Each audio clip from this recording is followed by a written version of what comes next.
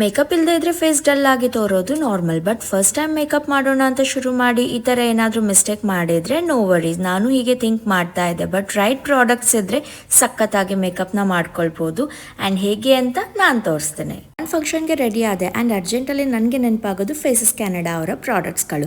So ನಾನು ಇವತ್ತು phases Canada ಅವರ ಸ್ಟ್ರೋಬ್ ಸೀರಮ್ನ ಫಸ್ಟ್ಗೆ ಯೂಸ್ ಮಾಡ್ತಾ ಇದ್ದೀನಿ. ಇದು ಜಸ್ಟ್ ಒಂದು ಮೇಕಪ್ ಪ್ರಾಡಕ್ಟ್ ಅಲ್ಲ, ಬಟ್ ಒಂದು ಸೀರಮ್ ಆಗಿ ಬೇಸ್ಗೆ ಒಂದು ಗ್ಲೋ ಅನ್ನು ಕೊಡುತ್ತೆ. ನನ್ನ ಫೇಸ್ನಲ್ಲಿ ಜಸ್ಟ್ ಒಂದು ಸ್ಟ್ರೋಬ್ ಸೀರಮ್ ಹಾಕಿ ಎಷ್ಟು ಗ್ಲೋ ಬಂತು ನೀವೇ ನೋಡಿ. ಅಷ್ಟೇ ಅಲ್ಲ, ಇದರಲ್ಲಿ 10% ನಿಯಾಸಿನಮೈಡ್ ಆ್ಯಂಡ್ SPF 30 ಕೂಡ ಇದೆ. ಸೊ ಸನ್ ಪ್ರೊಟೆಕ್ಷನ್ನ ಕೂಡ ಕೊಡುತ್ತೆ. ನೆಕ್ಸ್ಟ್ ನಾನು ಅಪ್ಲೈ ಮಾಡ್ತಾ ಇದ್ದೀನಿ ಫೇಸಸ್ ಕ್ಯಾನಡಾ ಅವರ peaches and cream tinted moisturiser.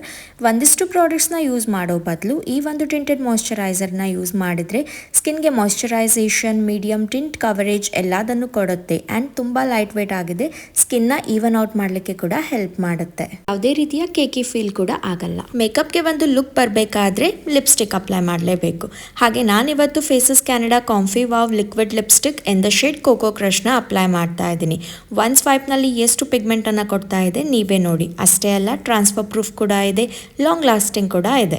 ನನ್ನ ಫೈನಲ್ ಲುಕ್ ಈ ಥರ ಇದೆ. ಯಾವುದೇ ಕೇಕಿ ಫೀಲ್ ಆಗದೆ ಎಷ್ಟು ಗ್ಲೋಯಿಂಗ್ ಆಗಿ ತೋರ್ತಾ ಇದೆ ನನ್ನ ಮುಖ ನೀವೇ ನೋಡ್ಕೊಳ್ಬೋದು.